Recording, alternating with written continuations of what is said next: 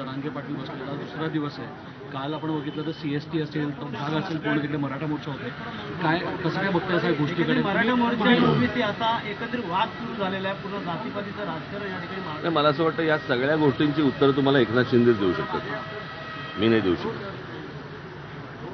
ते जेव्हा येतील तेव्हा त्यांना विचारा. सर, मागच्या वेळेस सुद्धा तुम्ही म्हटलेलं की हे आरक्षण मिळणं, तुम्ही त्यांच्याजवळ समोर जाऊन बोललेला की तो झाला आता विषय, कळलं का? त्या सगळ्या गोष्टी सगळ्यांना माहिती आहेत काय आहेत त्या.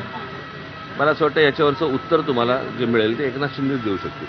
मुंबईकरांना मोठा त्रास होतोय.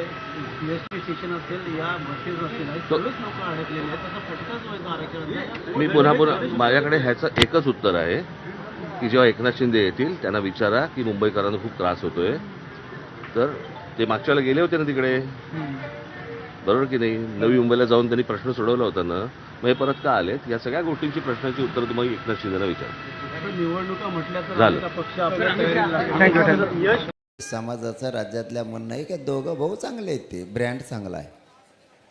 पण ह्यो विनाकारण मराठीच्या प्रश्नाच्या मध्ये पडतो. त्याला आम्ही कधी विचारलं का, तुला 11 ते 13 आमदार निवडून दिले आणि ते पळून गेले, त्याच्यानंतर तू आमच्या मराठवाड्यात का आला? आम्ही तुला विचारलं का? तू काल पुण्यात का आला? तुला विचारलं का?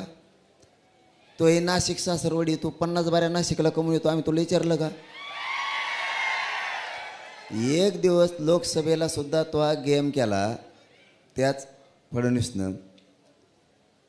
त्याच्यानंतर विधानसभेला तो पोरगं पाळलं त्यांनीच, तरी तो त्याच्याच दुरण वडितो. तो पोरगं पाडलं.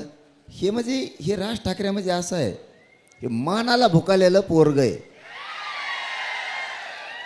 त्याच्या घरी नुसतं फडणवीस चहा पिऊन गेला की सगळा पक्ष बरबाद झाला तरी त्याला चालतो. असलं आहे ते. कुचक्या कानाचं म्हणतात आमच्या खेड्यात, कुचक्या कानाचं.